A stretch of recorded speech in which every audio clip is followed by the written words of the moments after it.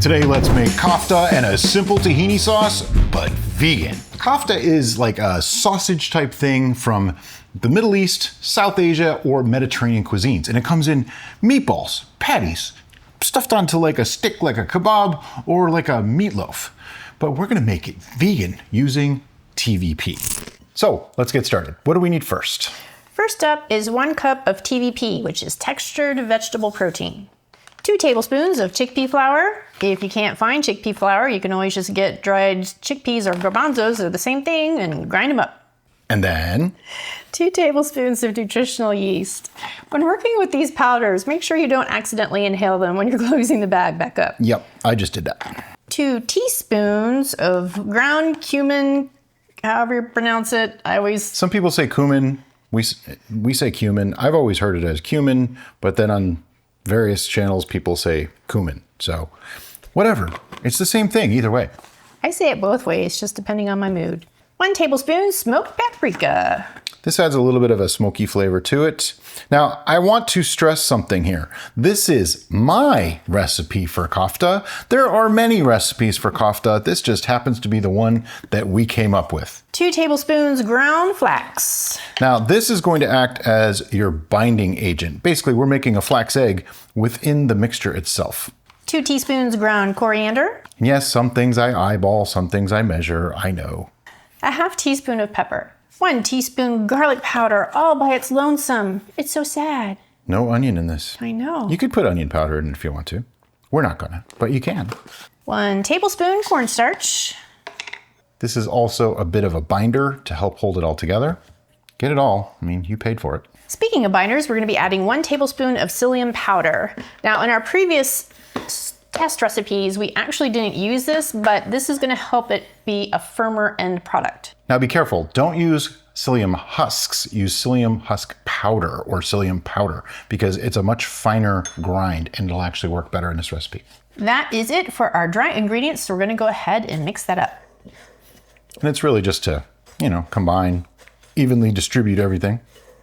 We find it's really easier to mix those spices in particular when it's still dry, because once you add the wet ingredients, sometimes they tend to clump together and then you'll have an extra spicy bite.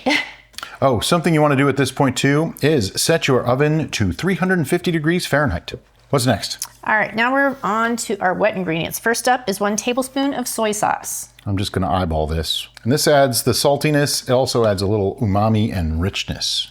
And our next wet ingredient is water. I'm going to say probably darn close to a full cup of water, but I'm only going to put in like half of it to start with. It's a little bit different every time. You want this to be moist, but not wet. Looks like I put in 3/4 of it instead of half. Look at that color already though. The flax and the TVP and the psyllium will soak up a lot of liquid. So if it looks like it's dry now, it's going to be dry later. So you definitely want to add more water. It smells good already. And thoroughly mix this because you'll get little pockets of dry stuff that you don't want to have to deal with later. All right, I'm going to end up using that whole cup of water. I know, it looks a little too wet. Just trust me. Once it's all well mixed, set it to the side. Let this sit for 15 minutes to 3 days. It doesn't really matter. I've made them the next day and they were totally awesome. I'm just gonna set it to the side. If you're gonna wait longer than a few minutes, then you might wanna put it in the refrigerator covered. Yeah. So with any good kofta, you gotta have a sauce. So let's get started making a sauce. What do I have here, Derica? You have a head of garlic, but you only need 2 cloves. Just 2, okay. So that means 3, even though I wrote the recipe, so I'm actually gonna just use 2. Now, I don't normally like to use fresh garlic because it has all this paper and stuff on it, and you drop them like I just did. So what I'm gonna do is just smash them with the knife. And then the paper comes off. It's about the only way that I like to use fresh garlic. But for this, I want the fresh garlic flavor. And then we'll drop in our garlic right into the cup of our mini blender. Next up is half of a lemon's juice. I get to use my favorite tool. It is my lemon juicer. It's just so awesome. Okay, next. Half a cup of water. The next is some tahini, because it wouldn't be a tahini sauce without tahini, right? So 3 tablespoons of tahini. I tried mixing this a little. This is why I don't use a lot of tahini. It's a pain. I'm sorry, but it really is. Tastes great though. It does. It's worth it in this case. So 3 tablespoons? Yeah. All right. It's a tahini sauce. You're right. You're right. Half a cup of cashews. Half a teaspoon of cumin. A pinch of salt and a pinch of pepper. And now we blend. Always shake it up before you start. It helps things blend better. Now, if you noticed, we had a specific arrangement of ingredients that we put in there. We put the garlic in there because it really doesn't matter and actually helps as an agitator. But then we did our liquids first. So that way any powders that came in didn't cake at the top, which is the bottom initially, and it blends more smoothly.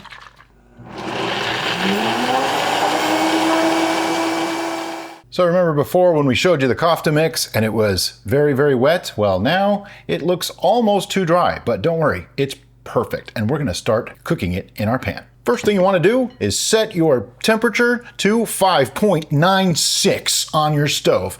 It's about medium to medium high heat. I have here a little bowl of water. Gonna dip my hands in the water, grab a little hunk, and that's about right, of the kofta mix. Shape it using, wet hands into sort of a, I don't know, like a little sausagey type of shape. And accidentally test that your pan is hot enough. Yeah, a little bit of water there, helps. And just about like that. It's like maybe 2 inches by 1 inch or so and about a 1/2 inch thick. Into your pan, a little bit of oil. Use the oil of your choice. If you want an oil-free option, you probably want to air fry or bake these, but I don't think they'll come out quite as crispy as these do. And I'm just gonna start layering them in. And I do the clock method. 1 o'clock, 2 o'clock, well that's almost 3 o'clock, but from where I'm standing, that's 2 o'clock. And I go all the way around the circle, that way I know which one to flip first. While I was cooking, I determined that 5.96 is just too high, so now we're down to 5.12.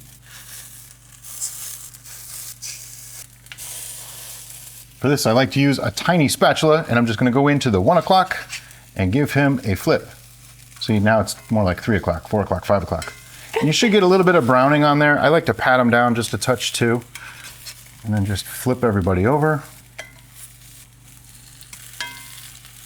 I flatten them down just a little bit because it makes them a little easier to cook all the way through and makes a more uniform shape. They don't really need a lot of time, just a minute or 2 on each side really to get that browning effect.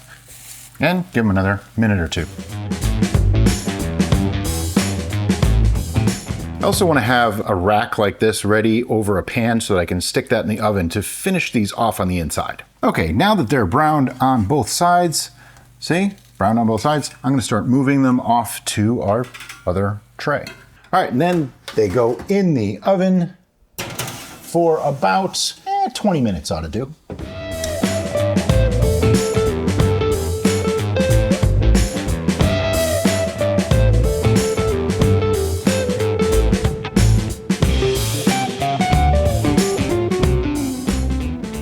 All right, now the best part of every cooking video, we get to taste it. Put a little sauce on there.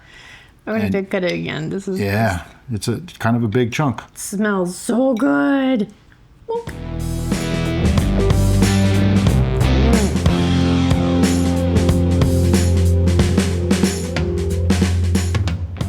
That sauce makes a huge difference.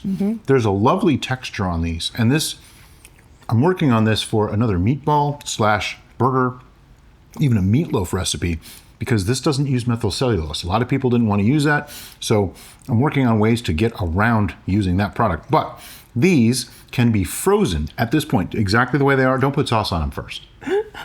Just freeze the nuggets themselves. Put them in a plastic bag, freeze them. You can keep them in the fridge for a few days too. And to reheat them, throw them in your air fryer, throw them in a pan, throw them in the oven, whatever you need to do. You can also use any sauce that you want. We have a tzatziki sauce recipe on the channel that would be perfect with these. First time I made them, I put ketchup on them. Something smooth and creamy is really going to work well in comparison to the rich, textural, spiced kofta. Yeah. But anyway, make this. Now, as always, guys, thanks so much for watching. We'll see you next time on The Bistro.